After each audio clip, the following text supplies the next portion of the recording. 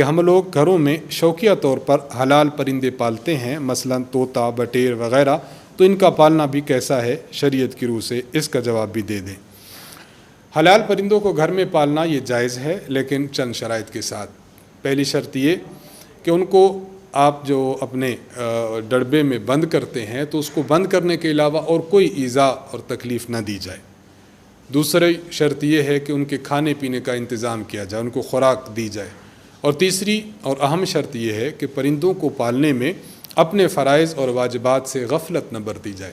مثلا ایک شخص ہے، اس نے گھر میں طوطا پالا ہوا ہے، لیکن طوطے کے ساتھ باتیں کرتے کرتے اس کی نماز رہ جاتی ہے، اس کے ذمہ جو شریعت نے امور لگائے ہیں وہ رہ جاتے ہیں۔